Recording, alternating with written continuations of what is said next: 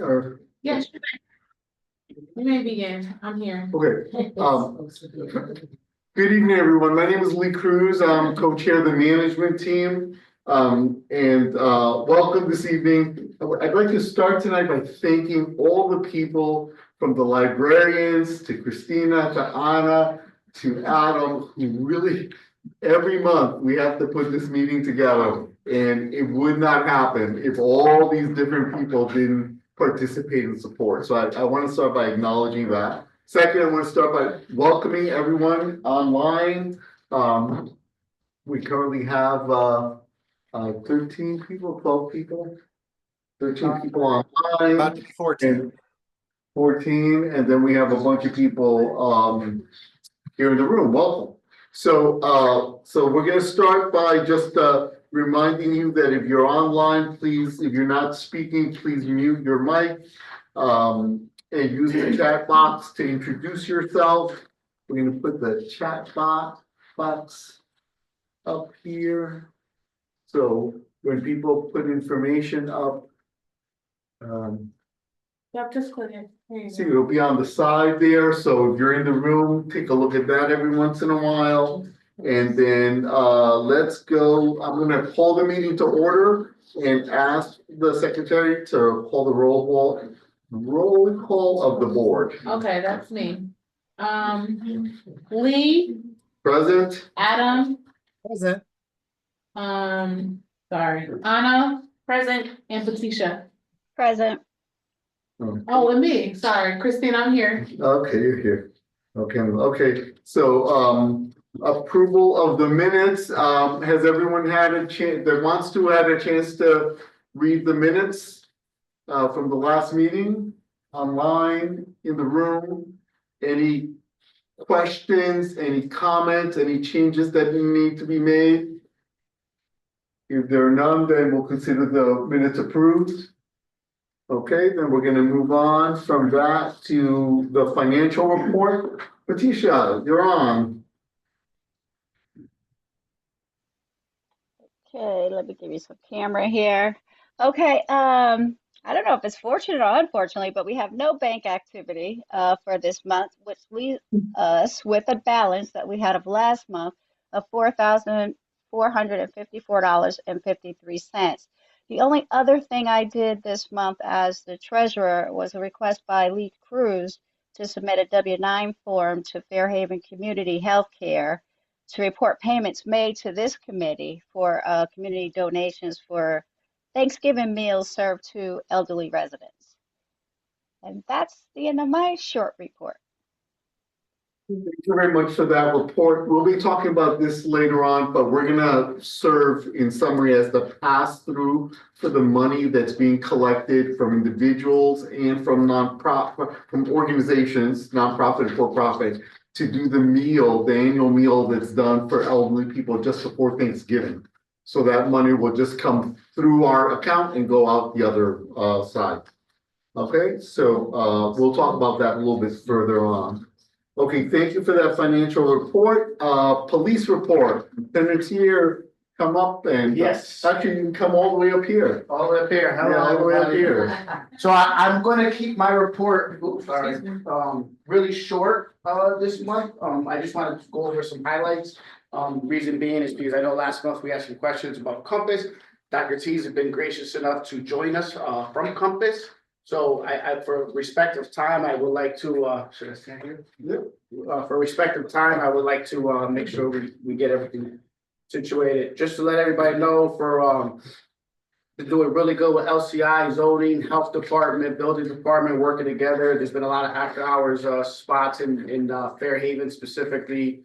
Health department's been Blue Sky Smoke Shop is currently shut down. There's a tattoo at 156.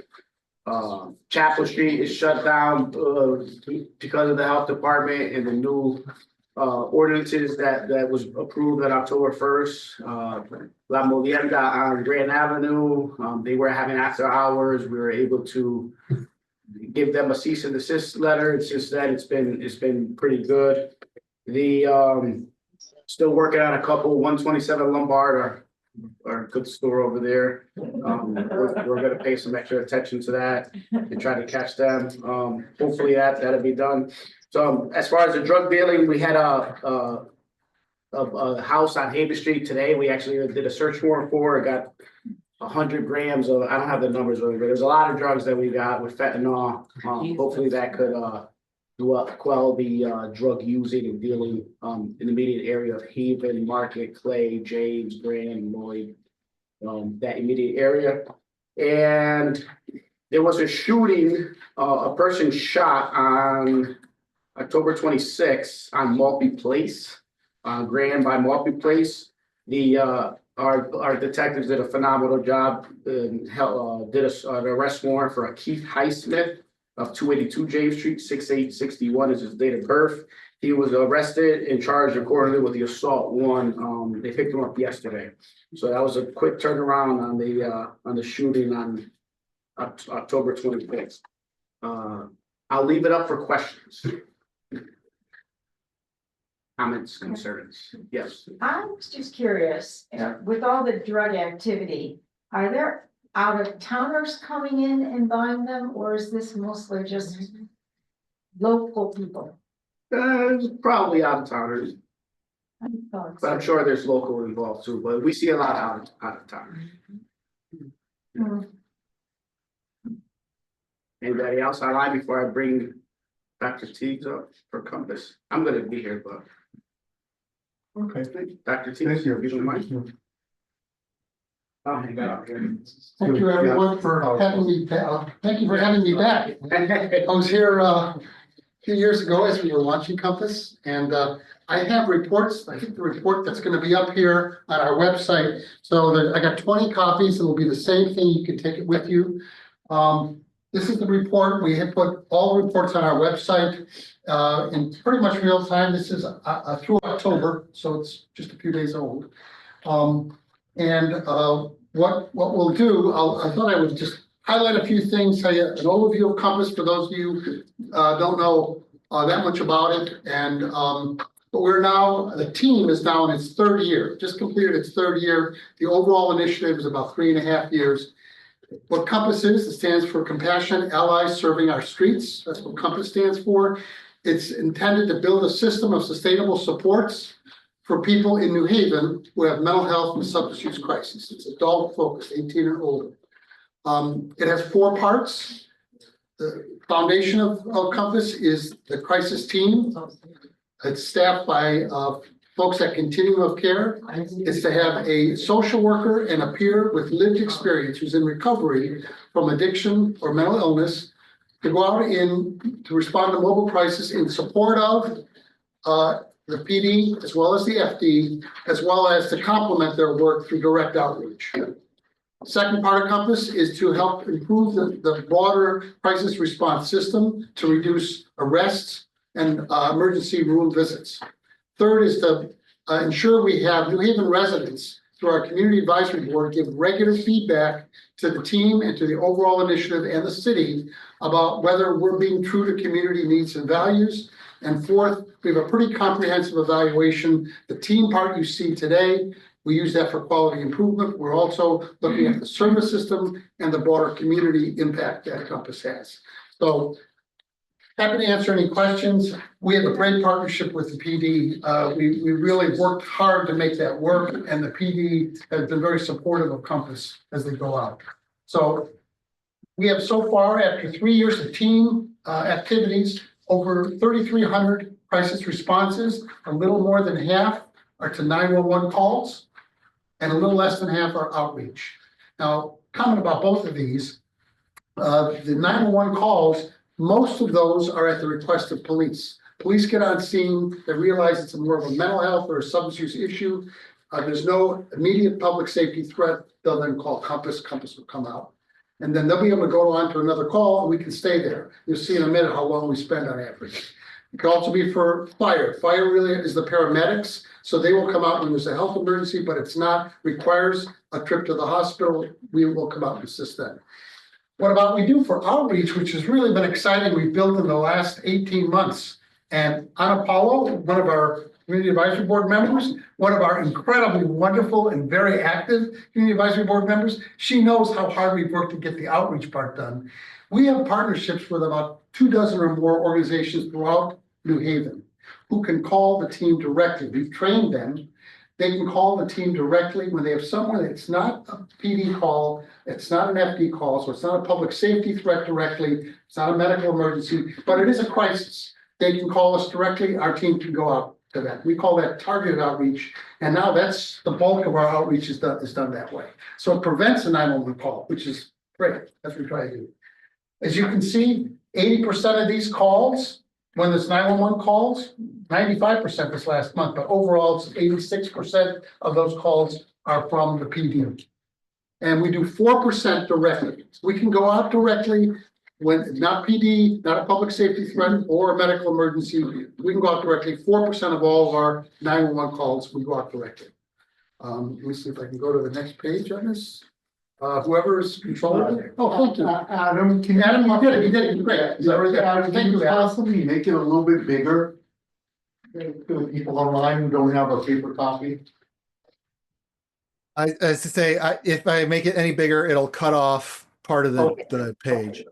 Yeah, I think it. Go ahead. So if you look at the overall, this is the October 2025, but the overall is always for 3 years. So you can see it takes about 14 minutes for our team to get out there. We spend about 41 minutes on average on the scene, which is why it can be very helpful to the PD or the FD to have us there because they can go on that other call. We do responses every day of the week. I can tell you for Fairhaven, which represents 8% of all the calls that we do. Fairhaven is 8%.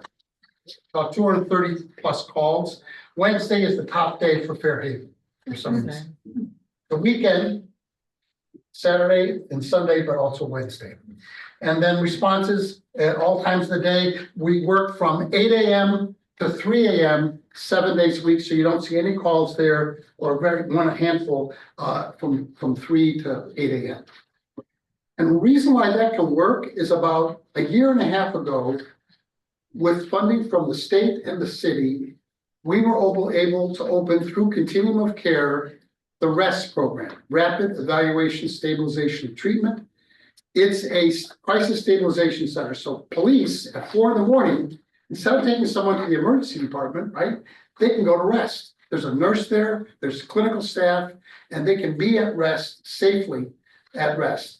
And then they can be there for about a day. And then if they need to, they can maybe extend it another day so they get stabilized and then they get move out to another placement. You can go to the next page. Thank you. So the two things are shown on this page, the focus of what the team does in the field, and then the referrals that the team makes. These are divided at the top here by the 911 calls and by outreach. And as you can see, if you add up the dark green of the top two, mental health and substance use, about 50%. Roughly, sometimes 35 to 50% of everything the team do is mental health related.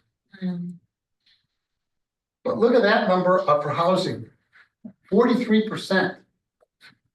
Whether it's outreach or 911 calls involve housing. So you'll see later on when we look at it, 60% of the people that the team serves are unhoused. And we have a tremendous shortage of available housing for people in need. It's probably this, if we could do one thing, if I could say what one thing you'd need, I'd say more housing for people in need. That would be it. Transitional housing, deeply affordable housing. The vouchers don't even cover it. It has to be even better than a voucher. That would reduce the crises. It would reduce the issues that the police are dealing with every day around folks who are unhoused. And that's about it. The others are smaller numbers. Look down here at the referrals. We make referrals in every area, but it's lower than that number. Why? Because people are already connected to services. So just like all of us, we're connected to healthcare, most of us, but we have crises sometimes that come up. So that's why you don't always refer to someone that's already connected. And 26% of the time down here, which is in the dark green, we don't even make a referral, either because the person's already connected or because they refuse services. Now, why would they refuse services? Well, they've had a bad experience perhaps, or they don't want to be in a shelter right next to other people and maybe get robbed or have challenges if they're in congregate housing. So we need more shelters that are more private and that people can have a room or one person to share. And about a year and a half ago, we opened the first of those. Now more of them are opening like that on Fox and Boulevard. And then over here is the demographic information you can take a look at. Fairhaven's a little different than the rest of the city. A higher proportion of people are Hispanic and are served in Fairhaven. The average for all the city is 19%, but in Fairhaven it's 35%. And we deliver here services 4% overall in Spanish speaking. In Fairhaven, it's about 10%.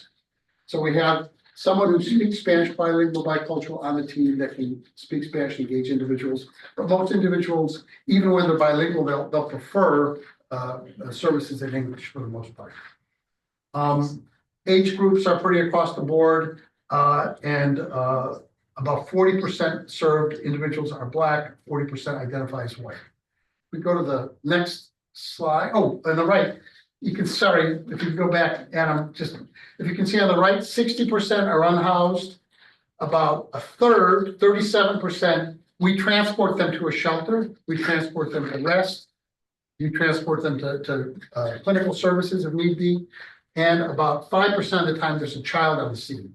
And so one of the reasons why that's important is that we discovered pretty soon that we're not allowed to work with kids. So we created a partnership with the child emergency system, and I have to give the board credit. Our community advisory board really pushed that issue. We made it happen. We worked closely with the emergency mobile crisis system in New Haven to serve children. We have a protocol, and if a child is on scene in crisis, we can call them directly and they can either come out within 45 minutes or the next day. So that's a real win for New Haven. We go to the next one. And these next 3 slides are the 911 dispatches. We go to the next one. The direct dispatch just for the team itself without the PD or the FD, and the last one. Our outreach, where we do it in the city. So that's the report. You can always get this online. I'll be happy to answer any questions you have about coming. So let's go. We're gonna go until you get everybody up online. We're gonna go ahead and go with questions in the room. Question here and then a question back there. Can you tell me again what REST stands for? Rapid Evaluation, Stabilization, and Treatment. It's a 23-hour, 10 chair. The state didn't allow beds. They allow reclining chairs. You can be there for 23 hours, and then you can get placed in a bed for a few hours, then put back in the chair. So you can be there a couple of days, but that's about it. Thank you. Question in the back? Yeah. Go ahead, Zane. Yeah, we get up for a moment. Sorry about the links. Does Compass only respond when they're being called for help, or do you also have people out there randomly looking for Yes. people that need assistance? We do. We go to target outreach when an agency calls us. We also do rounds. Fairhaven, we have about 6 different sites that we do rounds about every day. You know where they are. I'm sure the folks in this room know where we're going. There's the Ferry Street. There's a whole bunch of sites along Ferry, Grand, a bunch of sites along Grand. Sergeant Alvarado mentioned Lloyd, Exchange, various streets where we know there's often drug activity and that folks are in need. We're not going to intervene with individuals for police matters. That's not going to be what Compass does, but we can offer assistance to people like housing supports and other things that we can try to get them services for, or detoxification for drug activity and other things like that. Question online. Is there anyone? Go ahead and unmute yourself and ask your question if you are online. Raphael said, do they go to calls about needles? About what? About needles on River Street and Ferry, they're sleeping on the storage company's deck. That particular, I can find that out, but Yeah, that's what the question is in the chat. yeah, so I'm pretty sure that we've done that, but I can't say for sure. But we found that deck. I'm not sure if we've been on that deck. Yes, So is this related to the same shelters that you've had, like the hotel over across from Lowe's? And so yes. how many places now do you have to put people in terms of spaces? Not enough. Not enough? How many beds or how many chairs?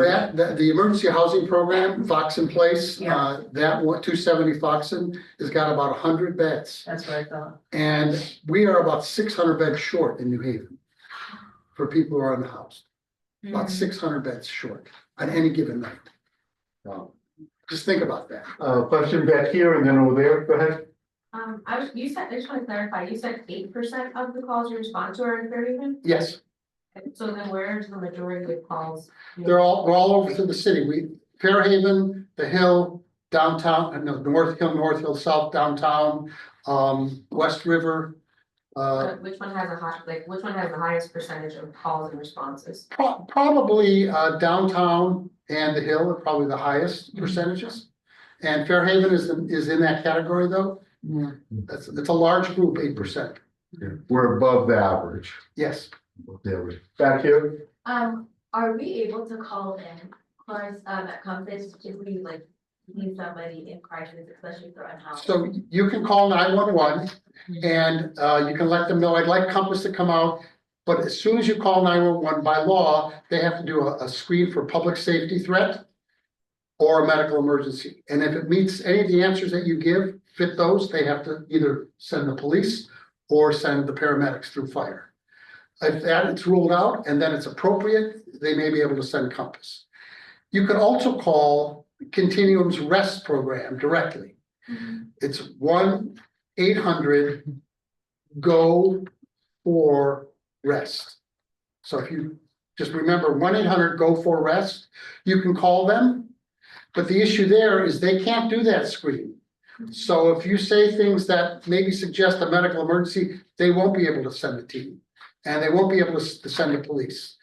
So it's gonna be helpful, but mostly it'll be informational. They won't dispatch the team based on a call to rest. there's, hold on, so follow up, yeah, go ahead and follow up. So the police would have to first assess and then intervene, I guess, if like crisis or Compass could come in. For not for all calls, if it's a public safety threat, so let's say someone's wielding a knife, they threaten someone's harm, there's a fight, there's drug activity directly you're seeing on the street, or someone has shortness of breath, someone has just fainted, that's a person down, that would send fire paramedics. And if it's some more physical and putting risk, that's a public safety threat, then police would have to come. Then they get there and then they call Compass. Now, I have to say, the police, the partnership has been good. The police get on scene lots of times for a domestic dispute. But they notice one of the members in the partner has a mental health issue. They'll call Compass sometimes and will assist a domestic dispute. They'll step back a little bit, they won't leave, because it's still a potential risk of violence, but then Compass can step in, and then sometimes Compass has to step back if it looks like it's gonna turn to violence. So that's where the partnership is working well. So even things that aren't directly related to what you would think is a call for a crisis response, like a domestic dispute, that actually has become one of the things that we do pretty regularly. Death notifications, things like that. So question, 911 or non-emergency number, which is the best way to? Non-emergency number, there's so many 911 calls. The non-emergency number is not gonna be as effective in getting a dispatch. So I wouldn't do that. I would, if you have an emergency that you think is an emergency, I'd call 911, tell them what it is, and you can say I want Compass, but they'll have to make the decision. It's by law, they have to make that decision. Anyone else? Hold on, let me just give a chance. Anyone else online, a question online? Okay, we'll go back to the room. So, and then Marianne. So are you taking, like, I live in Fairhaven down by the river. Yeah. So I'm very conscious of the people camping out there, the tents. I haven't noticed that. I've seen one tent underneath the bridge. But other than that, there has not been the massive number of people sleeping down there. And I was just wondering whether people have left town or are just not hanging out there. The city, you say something about I can that. speak on that. So we don't have a tent ordinance, but we've kind of been going out there. When I say we, the city staff, homeless outreach, representatives from the city in posting notices. And so they kind of got the hint where the tents are kind of going. We don't have a tent policy, but it's kind of Yeah. we've been working with it. Well, it's a big difference from what it was like. Yeah. And there was one on Brewery Square where there was a tent. Yeah. He took it down and we did get Compass involved. Yeah. And I think he went to State Street that day. Yeah. It's very different and it's very noticeable. People are noticing that it's very different from what it's been like in the past. And people are relieved about that because they're concerned people are gonna freeze to death or, get hurt or. I'm gonna go ahead and call time because we have other stuff, Yeah. but can you stick around for a little while here or? Sure, I can stick Okay, and let's make sure we get how people should reach you. As a matter of fact, we have a policy, the police district manager's numbers on every agenda. If you give us a number, like this is, if you have a question, you have something, this is how you can reach us for not the actual emergency, but if you have a question about the program, or something like that, give us that number and we'll put it on the agenda. So we have it online. You can reach us directly online. Myself, Dr. Derek Gordon, who's co-director, or Susan Florio, who is the administrative oversight. If you send an email to them, they'll let us know and then I'll call you back. That's the best way to do it, probably. That's the best way to do it. Okay. And sometimes Ronald, he's got I got his cell, he got my cell. So. Thank you for coming. Thank Sure. you. And the sticker on. Okay, so your report is done? Yes, unless anybody has any questions, comments. Any questions online? I don't see any. Any questions in the room? Okay, well, thank you. Let's keep moving, the agenda moving. Okay, next on the agenda is LCI and Magali. I saw her online before. Are you on, Magali? Hello, sir. Yeah, so let me, just gonna make your picture big here so people don't have to strain to see you. Go ahead. Floor is yours. Okay. Made some progress over the past couple of months being new to the district. I do currently have 13 new cases open.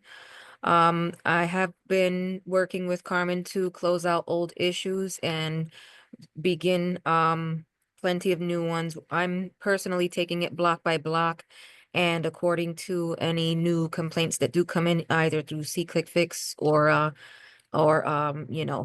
face to face in the neighborhood or in any other avenue that I get it from, the alders, other meetings. So went down from 66 cases that I had between both districts, down to 3 in the previous district. So my attention is on Fairhaven at this point completely. I can say I have visited plenty of sites throughout James Street, Atwater, Monroe, Poplar, Grand, Dover, Ferry, Chapel, and Pierpont as of right now. But I do plan on taking it block by block, as I've said, in our first meeting or my first meeting with Fairhaven CMT. So I will still continue to take any other complaints, but I'm going to familiarize myself with what the issues are block by block, starting with James Street. We did do a recent cleanup at 219 Grand, which is the old Santander Bank building, where there was plenty of trash and debris piled up that was growing by the day. So that's been corrected, resolved, and I'm still waiting to hear from current owners. But I do want to thank Maria from Grand Avenue Special Services District. She's been working pretty well with me on keeping up with certain things, and I do count on you guys all heavily. So I'd like to make sure that you all know that my contact information will be in the chat. Also catching up on C-Click Fix issues that were unresolved, and new ones that have been coming in. Hopefully everyone is familiar with C-Click Fix. For those who are not, definitely feel free to drop me an email or give me a call. I have had cell phone issues for maybe like a month or so now. So I would recommend that you use my email address to send anything over that doesn't miss. Adding my own findings throughout the district for anything that I see as a violation, keeping it on my radar. If it's something that's extreme, I'll definitely get a notice of violation out immediately. If there's anything, deeper in the neighborhood, I again do count on, folks that live in the neighborhood to let me know where those issues stand. And I've got to give a big shout out and thank you to Compass, who has been very present with me previously in other districts and working very heavily in Fairhaven as well. Been working with DPW Public Space, zoning, a lot with Sergeant Alvarado, Special Services District, Community Services Administration, Housing Code, our alders, and we're just working to resolve standing issues going into the winter. So I think that might be majority of what I do have right now. If anyone wants specifics, I encourage you to give me a call or contact me. If you want to know if I'm working on particular cases, or you may also see that information on SeeClickFix and where I stand on some of these cases. So I do encourage everyone to use SeeClickFix because it adds requests for order directly to my inspections list every morning. And if anyone has a question before I drop my information in the chat, I'm here to answer anything that I can. Thank you very much for that comprehensive and brief report. I did try to put SeeClickFix in there, but I misspelled it, so I'm gonna put it in correctly. Also, I'll just remind everybody that every city official that comes to our meetings, their phone, on a regular basis, their phone number and email is on any agenda. So if you ever need to reach Magali, if you find any agenda, it's gonna have her number and her email address. Questions first in the room for Magali about anything she said. If it's very particular, we ask that you just contact her directly, but if you have a general question, anybody in the room? I don't see any. Anybody online have a question for Magali? I don't see anyone online. Magali, thank you very much for your report. Really appreciate it. Thank you too. Have a good day. Also, I'll just comment that I walked with her and the mayor and a bunch of people from City Hall and came down a walk that was sponsored by GASD and run by Maria Alejandra from GASD, the Village Association. And it was great. It's very clear that Magali knows what she's doing. She's got a lot of experience in the neighborhood. So we're very fortunate to have her. So want to thank you again for your time and your expertise. Okay, with that, we're going to move on to, I do not know if there's anyone online or in the room from economic development. Anyone from economic development? I'll just remind you that since they lost a couple of people in economic development, we haven't had a regular person, but periodically someone does show up, and we're going to keep insisting through the alders that economic development always have somebody that just comes in and just lets us know what they're doing, what they have planned, what they're anticipating from economic development. But that is not the case today.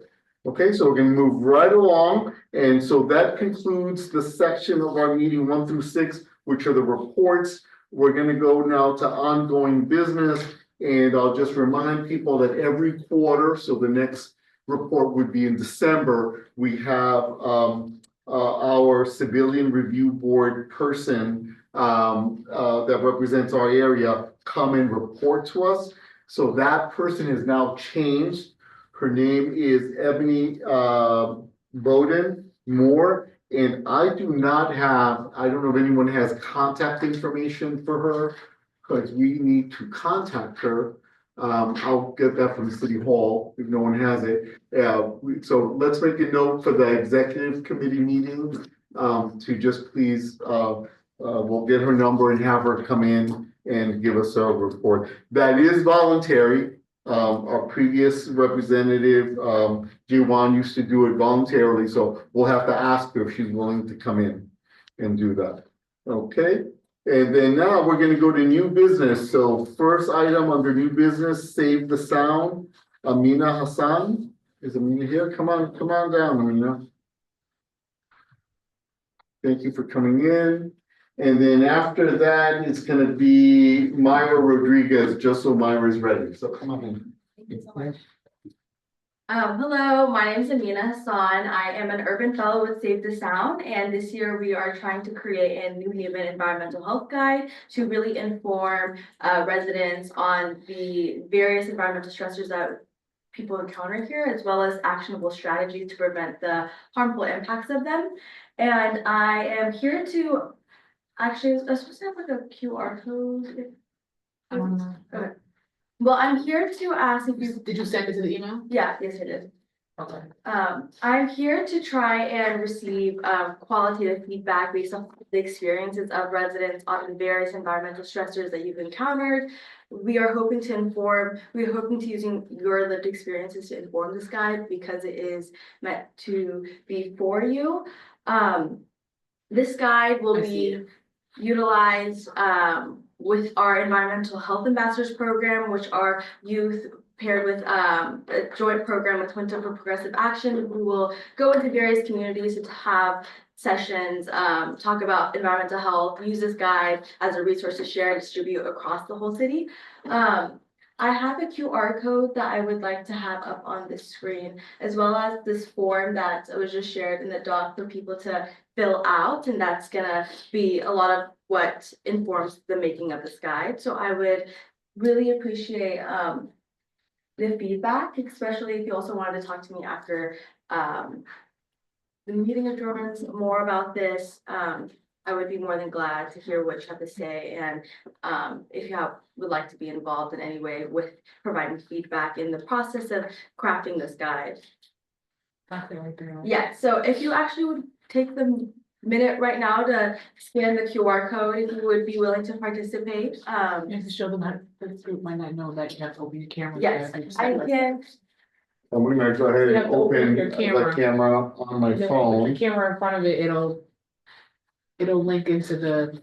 I'm Yeah. sharing it correctly, right? You can all can see it there? Yes, thank you. It's Oh, okay. It's underneath. But it's not coming up, right?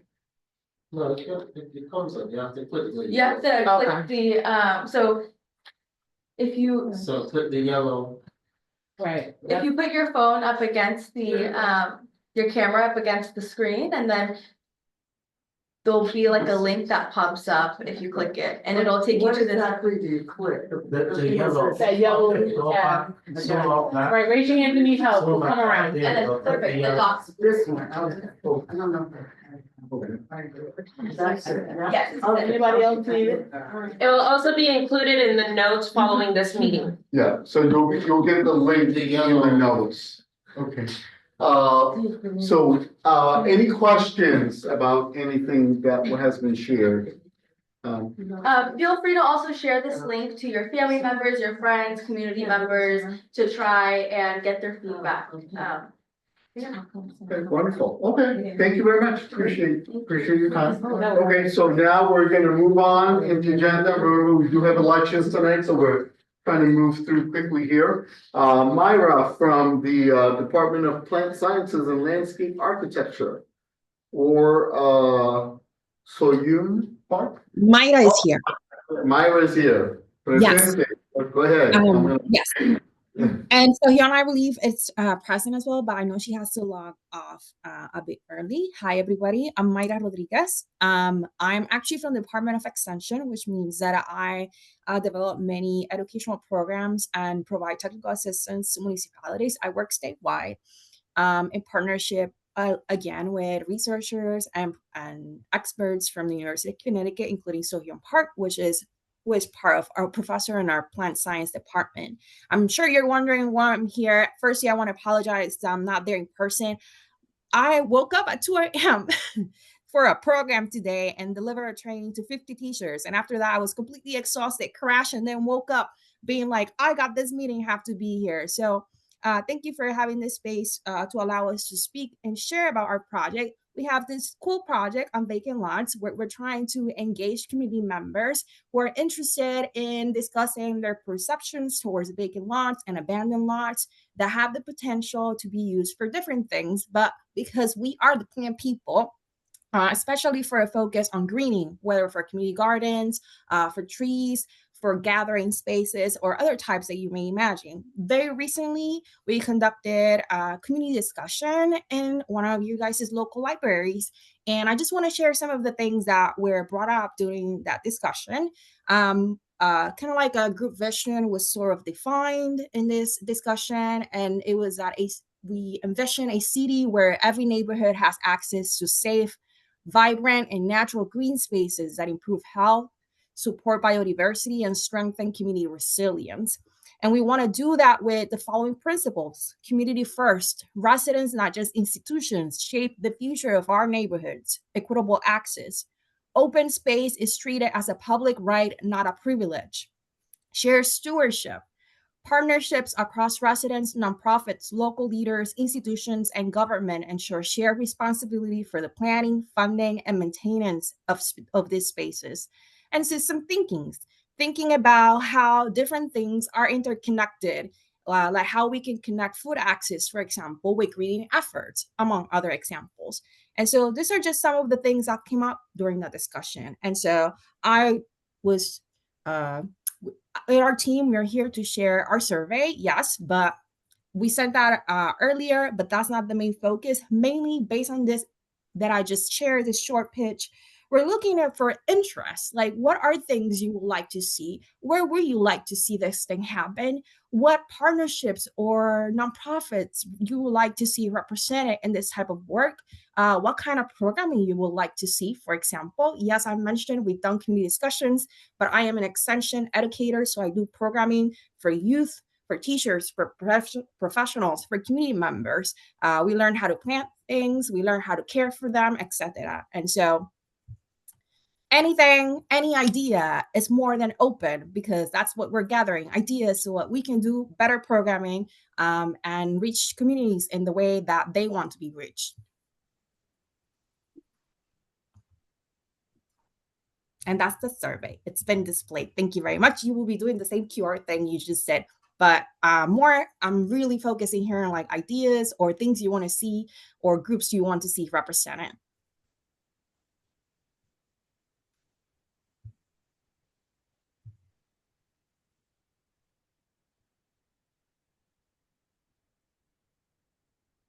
Myra, are you waiting for the slide to move or? I'm waiting for ideas. Anybody who's The audience. Yeah, okay. Yeah, I'm so sorry. I should have clarified. Yeah, I think it carries through more when you're in person. I can say ideas. Yeah. QR code. Anything come to mind right away, folks? Okay, because we did inform them that we're not gonna have an all-out discussion about this. So you know what the issue is, you know where the QR code is. Let me unpin Myra C. Is there anyone online that has an immediate something they want to say about this? I don't see anything. Okay, so In the chat, Raphael says that the community gardens don't necessarily all have the attention they deserve. Thank you.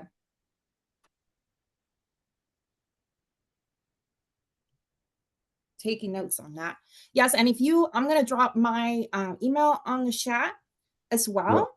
And you can also use the contact information that will likely appear when you trying to complete the survey. So you can reach out and follow up if it's of any interest. yeah, right here, this is, you gotta go to this one right here. And we will provide the link in the notes, so we can't get it right now. Okay, so Myra, thank you very much for your presentation. And we'll be encouraging people to go ahead and fill out that survey. Thank you so much. Thank you all. Have a good night. You. Okay, good night. Okay, so next we're gonna have Yvette. Yvette, are you with us? She's there. She's online. Oh, okay. Yvette. Yes. Please tell us about Thanksgiving. Oh, okay. Hello, everyone.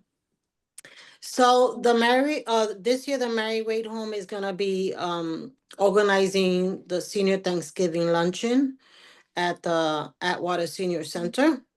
So we're gonna be feeding over 100 seniors, ages 55 and up. And so far, we've been able to raise some funds. Maybe many of you know that this year, the Merit Foundation could not assist with funding this event.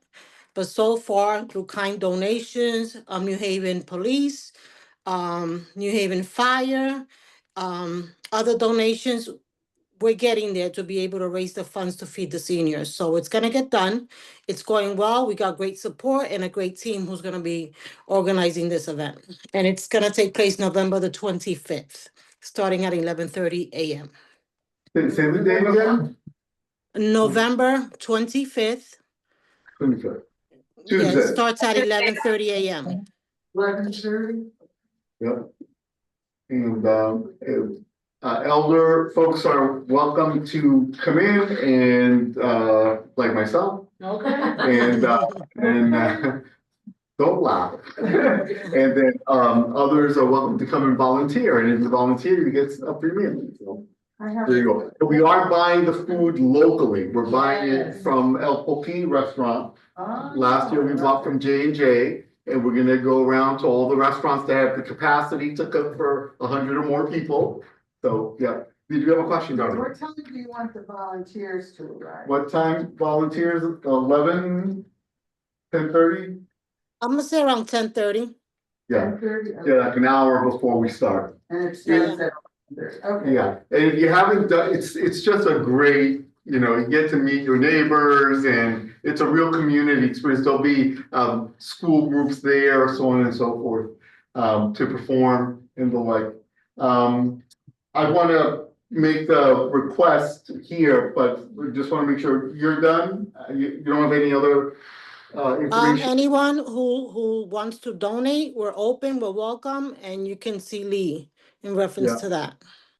So we're acting as the fiscal agent. We're not a fiduciary because we're not tax exempt, but these days, most people aren't getting a tax benefit. We can work that out if you want, but if you'd like to contribute, you write the check out to the Fairhaven Community Management Team.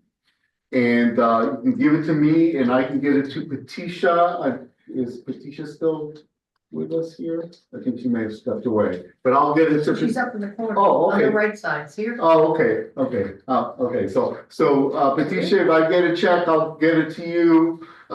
If you don't have a check this evening, just put it in an envelope, make it out to the Fairhaven Community Management Team or FHCMT. And you can put it in my mailbox at 29 Clinton Avenue. I'll bring those over to Patricia. We'll get them in our account. We're doing really well, but once we pay for the food, then we like to buy coats, gloves, and hats. So we definitely could use more money, and all of it will go for that event. Okay, so there's the flyer, and then we're gonna make that available when the notes go out. So here's the request.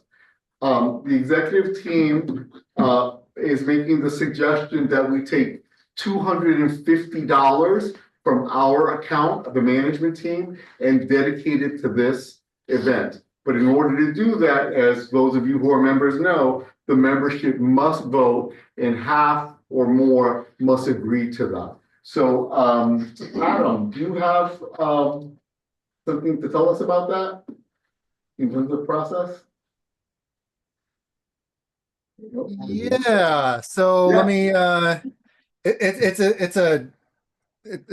we're gonna have another vote later this evening for the members of it's election night, but for this vote you have until Sunday. Oh, that's the wrong date. Yeah.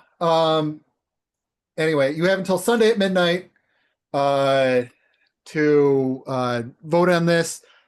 Basically, we've come up with the board has come up with the amount of $250. We think that's a good amount that's both within our budget and would be helpful to the thing. Anyone in the room or online just got the link. Anyone in the room can go ahead and get the link from the email that comes after the meeting, or tell Christina if you want to say yay or nay. The vote is pretty straightforward. Shall we sponsor it for $250? Yeah, and so when you come up to give your ballot, which you can, by the way, you can mark it that you don't want to vote at all, that's an option. Then on the same paper, you can write it on there or just tell her. We have how many members currently that are? This one we're using? Yes, please, Yeah. please write on the back. It's just On the easier for back? me to count, yay or nay, or at the bottom. I appreciate that. How many, what's our total members? Oh, you just want to know how many? Yes. The number of voting members we have in total, Yeah, 34. 34. So half of that is 17, I believe. Yeah. So 17 people must vote in the affirmative for us to give the money. Okay. Okay, so that's not a hard lift. We typically do support this event. We ask you to vote in the affirmative for that. Okay, so with that done, then our next item on the agenda is the library. And as most, if not all of you know, Kirk is no longer with us, which only means he's only passed on to Michigan. He hasn't passed on beyond Michigan to a new job. And so Kirsten is here to make announcements regarding the library. Live from New Haven. Hello, everyone. So yes, Kirk has moved to Michigan. So I'll be taking over for a little while until they find a new manager to take his place. And so if you ever have any questions, if there's something you would normally bring to Kirk, you can just bring it to me. I'll serve as the kind of liaison. If you need to do events or want to do events at the library, you can reach out to me, et cetera, et cetera. We've got some programs going on that are of interest. We've got a couple of family events, which are really, really cool coming up. We've got an author talk by Anita Ramirez, who is a science lecturer, really, really fantastic speaker. And she wrote a book recently on Jim West, an African-American inventor. So she's going to introduce that book and talk about it on Monday, November 10th, which is this coming Monday, 4 o'clock until 5 o'clock. And there's also a family fall into reading festival. So the children's librarians have decided to start a kind of a micro festival. There'll be games, there'll be food, there'll be book prizes. And that's coming up fairly soon. I did not write the date down, but I will get the date to everyone. We also have a card club starting up for adults. So if anyone likes playing cards of any kind, we have our next meeting on November 20th, which is a Thursday, 4 to 5. And we just kind of meet down here. We play various games. No poker, but other than that. And we also have our new piano, which if you're here, you can see. Kirk might have announced this last time, but you are free if you play the piano or know anyone who plays the piano. You can reserve time down here to play the baby grand we've got. Yes. And the final announcement, going back to Kirk, there's actually going to be a farewell party for him this coming Friday, tomorrow, at the Farm Belly on 20 Grand. We're going to have a gathering there so all the community can say goodbye to him and wish him well. If you're here today in the building, on the table over there, there's a flyer for the information, but there's also a notebook. So if you want to just write a farewell message to Kirk, oh, here we go. There it is right there. You want to write a message, you can do so after the meeting, and we will present that to him tomorrow. What time? The time is 4 o'clock to 5 o'clock Okay. at the Farm Belly, and there will be food there. Tomorrow? Tomorrow, yeah. That's everything that I have, unless there's questions or anything like Do you that. mind just spelling your first and last name just so I can add you in? Yes, Tristan, Tristan, T-A-N, and then Everts, E-V-A-R-T-S. Beautiful. Thank you so much. Thank you. Any questions online? I don't see any. Okay, good. That's Great. Okay, excellent. Okay, boy, we're really moving along here, which is great because we do have the elections coming up. If you turn your agenda around, there's a second page on the back, and as has been our custom now for a number of months, we want to report to you as an executive committee. Every once in a while, an issue will come up, and the timing is such that we don't have time to bring it before you. And our process simply is to discuss it at the executive committee meeting. And if by consensus, 100% of us, all five agree that the issue is one that requires our attention, we should act, then we do so and we inform you. Such is the case for the zoning violation letter of support. What that means is that there was an opportunity to write a letter in support of updating our zoning violations. The city of New Haven was behind other cities in what the state allows us to charge as fines for stuff like what LCI does. And so we are basically coming up to par with the rest of the state.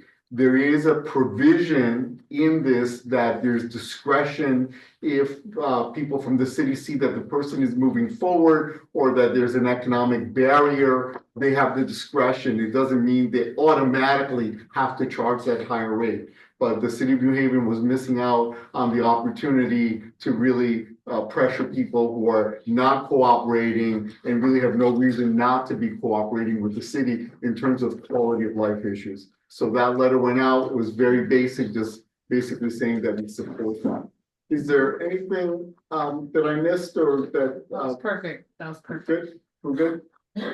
One question. Yeah. Do you know why we were not up to par as for? Oh, because we just didn't do it. It requires that the Board of Alders, so there's certain things around taxing and penalties that the state has to authorize it up to this amount. And then the city has to act or not act. So now they're. Now they're catching up. So. Okay, with that done, then we are now to the announcements part, which is where we actually put the elections. And just very quickly, the second one is the thing about the checks for Thanksgiving. You can encourage businesses also to donate, and several businesses on Grand Avenue are donating. This year, we got some of the businesses, they're donating gift cards like to beauty salon and haircuts and stuff, which helps the elderly people, but also promotes our local businesses. So we're looking for ways to create that. If you own a business or know someone who owns a business and they'd like to donate a gift card, go to someone from the neighborhood and then gonna go to your restaurant or go get their haircut at your place. And then, so the other two announcements, the process for the election and the various programs and benefits for SNAP recipients. I'm going to turn this over now to Adam, our vice chair, who's going to run us through the process. And if I know of any SNAP benefit that he does not mention, then I will add that at the end. So Adam, turning it over to you. All right. So by our bylaws, we are having elections tonight. I've handed out ballot, or I haven't handed it out. I printed them and brought them.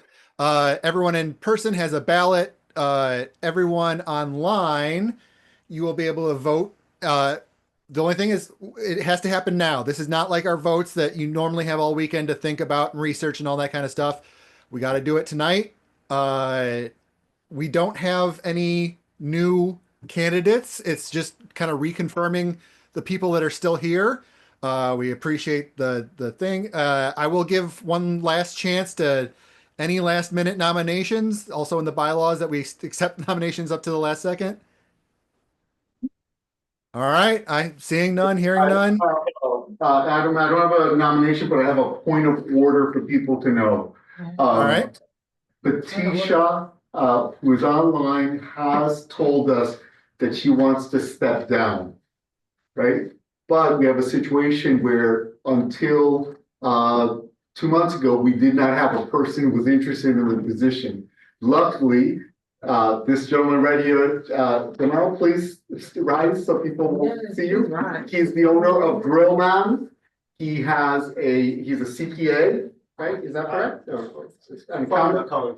Yeah, okay. And he has agreed, but he doesn't have the number of meetings. So Patricia was kind enough to offer she'll be on the ballot. We're going to vote her in. She's going to give us a couple of months And then he will rise to 5, in January will be his 5th month. Then we will be able to vote him in. This is in line with our bylaws. And it's a way to, first of all, thank you publicly to Patricia for offering to stay that extra time. Thank you, sir, for, offering to be our next treasurer. When we open that up, there's a possibility if somebody else wants to, run as well, but he has offered to do this, so that ballot will happen in January. Just wanted to explain that, turn it right back over to Adam for him to lead us through the process. All right, so if you're in the room, give your ballot to Christina. If you are online, I am going to put the link right now. Please, only if you're a voting member, fill it out. Our voting members currently are the library, Hassan, Lee, Paul, the health center, me, Laverne, Gina, Marianne, Patricia, John, Joyce, Mark, Donna, Anna, Mary Wade, Dennis, Christina, LCI, the police, Sarah Miller, Dave, Frank, Darlene, Susan Hackett, Farishta, Carrie, Michelle Lee, Aaron, Sophia, Sally, Susan O'Leary, Liz, and Dr. Boone. Or Reverend Boone. Okay. So if you could just click that link, go ahead and click the, if you want to nominate or fill in none of the above or whatever, put your, we're following our bylaws. If you have any questions about the positions, they're all in our bylaws as well. It's on the online link.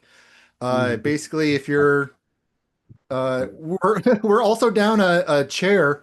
So if anyone wants to be a chair, we'd love one of those too. But that would be a co-chair. Oh, yeah. We're down to co-chairs. By bylaws, we don't have to, but we do have a slot for 2 co-chairs. I'll just remind people, I'll tell you what I was just letting Christina know here. That is the voting for the money for the turkey. People can vote until Sunday, so we won't get a count on that tonight. We're gonna add up the ones that are yays here. We're gonna transmit that to Adam. He's gonna add up the people who vote online, and then we'll know Monday, and then the check will be written after that. So right now what's happening is Christina's adding up the votes here. Adam is adding up the votes at home. So, I'm sorry, online. This is for elections. And so people could have voted yes on the slate, yes for individual people, and not vote for other people, or abstain completely. Traditionally, for example, the library, they have a vote as an institution.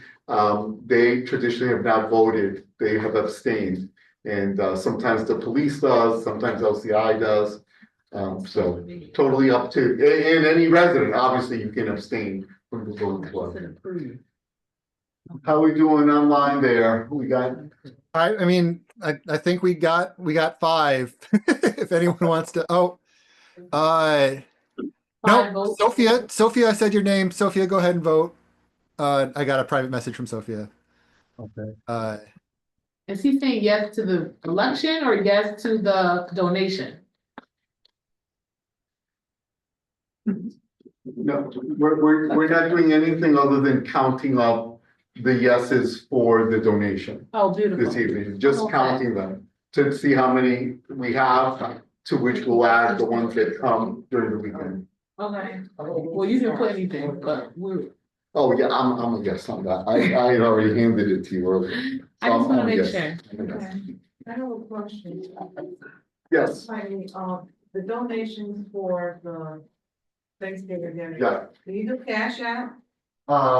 We do not, but actually, Alder Sarah Miller had offered, Yvette that she would she would take them to her account and then give them. We don't have a cash app. It turns out to be, since we're an unincorporated entity, we have a basic account with an EIN number, but we're not incorporated, we're not able to set up an institutional one. So we do have a way to do that, but it's a little bit complicated, sorry. Can you do co-parent salary? Yeah, it's something like You have that. to have an account. Anyone who's expert, become co-chair with me, and then that can be your job, fix up that. We need some younger people, younger, Yeah, know how to do those. I know how to do that. Yeah. So anyone under 66, you're younger, okay, so I'm telling you right now. Okay, how are we doing, folks? I'm all set, I have my vote. Okay, so, Look at Daddy, right? Christina has her votes locally, we're waiting on Adam. Yep, I got them. I don't think anybody, I only had one person that asked me, well, two people asked me online, but one voting member asked me online and they put their vote in. Last chance. All right. I mean, it's not very difficult. It's 7 votes in looks like, oh, Freshta, did you want to add something?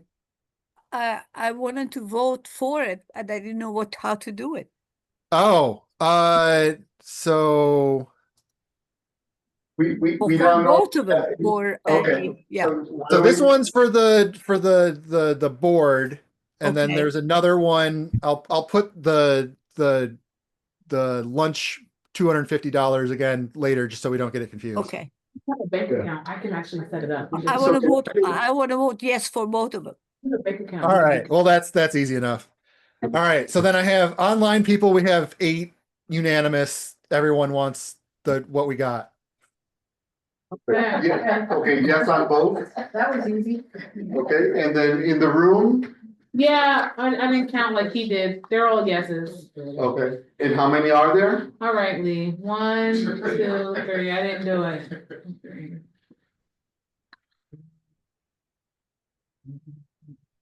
12, 12 yeses, so we have a total of 20 votes. Did anyone abstain? yes, Okay, how many abstentions? just 1, Okay, we have 1 abstention. and then obviously the people who. And do we have any Any write-ins? abstentions? Or anything other than yes votes online? No. Okay, great. Great. We do have quite a few people are not here, all the alders they're not here, and so, okay, well, I think. You wanna call it, Adam? Yeah, we're good. We got quorum and we got everything. Nobody's shouting us down. I think we're good. Oh, Adam, remember that in addition to your vote, you have the vote of the clinic. Yeah. Remember that was delegated to you. Yeah. Okay. Okay, folks, it appears that you have us for another round. You picked us. Yeah. So, okay. It is at this, so first of all, congratulations to all my fellow board members, or Thank you. condolences, depending on how you want to look at it. Thank you for trusting us, the folks that are online and the folks that are in the room. At this time, I want to just announce to you all that this will be my last year as co-chair. So I will work very hard. We can potentially vote someone in that is interested in being co-chair later on, right? We might even take advantage in January if there's anyone that wants to do that. I would love to support someone through the process. If you're interested, come see me. I'll tell you what's involved that you don't see. It's pretty obvious what happens here, but there's stuff in the background. It's not a tremendous amount of work. We have one other meeting a month, the last Thursday of the month for the executive committee meeting. And actually that's run by our very competent correspondence secretary, Anna. So yeah, that's, just let us know if you're interested. Okay, so with that, Adam, do you want to go over to the announcement about SNAP? And then after that, we just have the alders. Yeah. So taking off co-chair hat a bit and putting on my my work hat of I work for the Fairhaven Community Healthcare. And if you weren't aware, on November 1st, when they did not pass a new budget, SNAP benefits disappeared. So that's EBT, that's food stamps, however that sticks in your head. Basically anybody who relied on, food stamps, SNAP, EBT for feeding themselves, their family, all that, it just disappeared. So a lot of the community has come together in different ways to help people that are doing this. I know that City Seed has a $50 that they're giving that counts as double if you spend it at the the markets, the City Seed markets. United Way is doing a bunch of stuff, and Fairhaven Clinic has been giving out $75 vouchers for local grocery stores. And we were planning on doing 100 every day. The demand has been insane, and so like we were going to do 100 every day, which is 500 for the week. I think in the first 3 days we did 650. Wow. Just because we saw the demand, we went out, but I mean 650 $75 vouchers is almost 50 grand. So that it's not something that is, as the clinic is not, it's a nonprofit, it's not a money making institution, so we have funds from donors and stuff like that that we've been able to fund this with, but in addition to that, people have been really coming out to help. I think we've gotten a bigger response in the last 2-3 days than anything I've ever seen. Over 100 different people making it so that we can extend these benefits to people in our community. So people have been lining up at starting at 6 every day. We start giving them out. Well, our plan was to start giving them out at 8, but we did that for the first 2 days, and we had lines around the block. So we're giving them out as people arrive now. And then you've got 5 days to use it. It's $75. You go to Key Food, all that kind of stuff. So I wanted to throw out that uh, you know, our clinic has, I think, about 40,000 patients right now. Almost half of those are probably our SNAP beneficiaries. I think the number, so we have 40,000 patients, 18,000 SNAP beneficiaries. So we're trying to do what we can. If you want to help donate to that, you can go to fhchc.org/food. But I just wanted to let you know that if you are a SNAP beneficiary yourself, please come on down.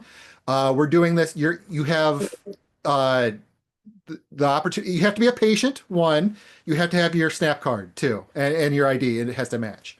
So that's the only rules. You have to be a patient of Fairhaven Clinic, and then come on down.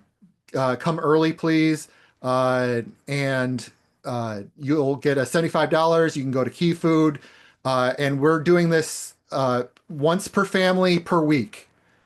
So if you or your kids are patients, I should also mention, at any of our sites too. So if you have children down at Long Wharf where we see people, if you have, a dental, whatever, come on down. And we're doing this until, until we run out of money or until the government decides to give people the money that they normally give them. So that's my spiel. So I really, really, really want to thank everybody who has already come out and supported this. And I mean, I don't know. I'm gonna try not to get too emotional, but like just the amount of care and love that I've seen in this community for people, it's insane. So thank you very much for that. And I wanted you to be aware of that. Also, like I said, United Way has programs. There's lots of local food banks, food things. I just got a text in this meeting that they're going to be doing a pop-up food bank at John Martinez in a little bit. So that's my. Did I miss anything in that, Lee? That's pretty much it. Don't forget, if you need it, you need it. If you can donate, you can donate. It's both ends of the spectrum. Question or? Yeah, Yeah. is this the clinic, the brand spanking new clinic up on Yeah. Grand Avenue? All Well, right. it's all of them. That's our new location. But One that I would be dealing with. Yeah. right. So it's any of our sites. So the confusing thing is we've had to turn a couple people away, unfortunately, because they were Cornell Scott patients. And That's not what I'm after. What I'm after, if I want to make a donation, could you tell me the name of the organization and the address? Or do you take actual food donations? So I can tell you the name of the is Fairhaven Community Healthcare at 374 Grand Avenue. Yeah, but I don't know the number. So if you want to bring a check or cash or whatever, donate there. Fairhaven Community Healthcare, 374 Grand. Food, I do not know exactly what the rules are for that. I know we have worked with large distributor partners to get just straight up food into people's hands as well. Some people were leaving with vouchers and a big box of frozen, I think they were chicken patties. I don't know what the rule is on you giving food. It's not a food pantry, but we do have food programs as well. Okay, so would a check be specifically labeled SNAP? Yes. So if you want to say food for Fairhaven is what we're calling it. So if you put that in your memo, write a check to Fairhaven Community Healthcare or FHCHC, and if you put food for Fairhaven in the memo, we'll make sure it goes directly to that. Yeah. I don't remember where. Yeah. So to Adam's last point, so Christian Community Action, Loaves and Fishes, that's the name of the organization, and Downtown Evening Soup Kitchen are all taking donations. They serve people throughout the city. This is not just a Fairhaven problem, but just be aware of that. That's an option. Okay, so there are plenty of places. The United Way is a great source, as is the Community Foundation, of lists of organizations that serve all sorts of subsections of the community. So you can go to either one of our websites and get information. I'm sure that right on the front page, this is a national crisis right now for very poor families. So we're all hands on deck. So thank you to the clinic and to all the other nonprofits that are doing wonderful work in this area. Happy to talk with people after the meeting finishes about this. I was going to say Freshta, I think, has a quick question. Yes, go ahead, Freshta. I'm sorry, hi. Do you just show up there and give them a check? Yeah, I mean, so you can donate online. You can donate, you can put it in the mail. Now? What? Yeah, you can donate now. Adam put it. I can donate now and I bring the check. I want to donate $250. Oh, I mean, you can't do it right now because the clinic is closed. I mean, I guess you could come to my house if you want, but I have to go there, right? No, you can go online, you can mail it, you can do whatever. Any way it gets to us, it'll. Well, I am in Fairhaven, so I might as well walk there and give it to them, right? Yeah, I mean, if you do that, it'll come through me actually. And, okay. Then, all right. Okay. So yeah, however, whatever's easiest for you. If you want to, I'll go through it on the phone if you want to do it. I mean, okay, I will see what okay. Thank you so much. Thank you. Okay, folks, before we get to the alders, are there any other announcements that were not on the agenda? Is there anything that anyone wants us very quickly to say? Anyone online have any announcements, any information, any news that you know that people in the community should know before next month? Next month, we'll have a regular meeting. We'll try to get maybe like some food or something because it'll be our last, next month will be our last meeting. Yeah, it's November. December is here. Just like that, 2026. Okay, we're just gonna run through the list of alders. None of them are here, none of them are online. Just wanna hold the place. So normally, some of these alders are with us. So the area that we represent includes Ward 8, that's Ellen Kupo. She's actually gonna be stepping down, and there's a new woman that has been elected. That's the Worcester Square area. Carolyn Smith was reelected. She's Ward 9. She's up here in Fairhaven and out into East Rock. Then we have Anna Festa, Ward 10. She's never come to one of our meetings, but she represents a section of Fairhaven. All their phone numbers and emails are on here. And so if you live in that area and you don't see them at the meeting, just call them or email them and ask them to come or at least send a report. Alder Sarah Miller, who some of you know is my wife, for this ward right here. Frank Redente. Oh, by the way, no, we have reports from some of them, don't we? Yeah, I'm just waiting. Oh, yeah, I am so sorry. I'm jumping ahead. So who do you want to, did Carolyn send the report? We can start with Sarah. Oh, start with Sarah? Start with Sarah? Just because I have it up. Okay, All right. so. Oh, you have it, okay. Okay, go ahead. Why don't you start? Okay, so, all the alders are, at Board of Alders meetings tonight. Sarah wanted to share with us the next, pop-up food hall, which will actually be indoors at, 162 James Street, tomorrow night. So the registration is right here. And if you want to share it on socials, it's on Facebook. It will also be included in the follow-up notes to this meeting. And what is that event? What happens there? Yeah, so it's basically just celebrating New Haven and some of the immigrant community. So it's basically just a food scene. It's going to be an evening of food, Zumba, henna, face painting, and just community. They're gonna have several food vendors. It's free to go to. The only thing that you would have to pay for would just be whatever food you want. But there's that. She also wanted to thank everyone for voting again, to have her represent Ward 14. And she also wanted to congratulate new alders elects like Magda Nakai for Ward 16, Mildred for Ward 13, and Amanda Martinelli for Ward 8. Okay, next report is from Frank, and I believe Christina, you have that up? Yeah, I do. Okay. I'm sorry, I like to have the same format. Yes, he said, thank you to the residents of Ward 15 for trusting me with their votes for a second term. My focus this time will be continue to be quality of life, safe streets and sidewalks, and clean, family-friendly parks.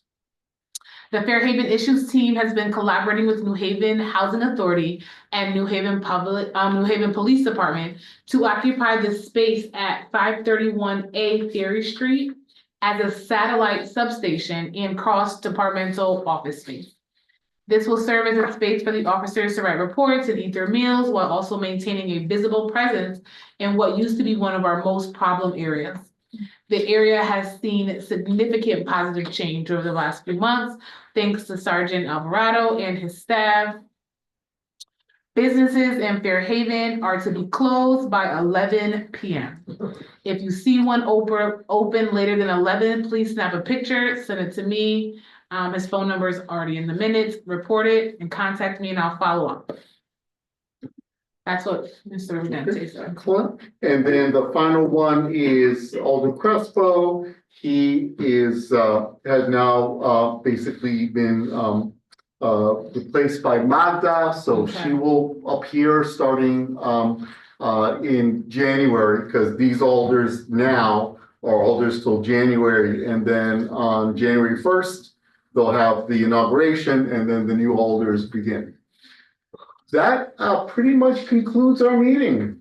Thank you very much to those of you who are here online. We'll see you next month. Those of you who are in the room, let's just, Yeah, before we one adjourn? last thing, sorry, I jumped in on that, but Elder Tammy Smith had sent us information for SNAP benefits. Those will also be included in the following mentions, but if you would like any more information, you can stop here and I can share it with you. Wonderful. Okay. May I have someone call for adjourning the meeting? Move. Second. Second, we don't need to vote on it. We're done. Have a good night. Enjoy your Thanksgiving. Everybody enjoy your Thanksgiving and we'll see you in December. All right. Thank you, everyone. Thank you, everybody.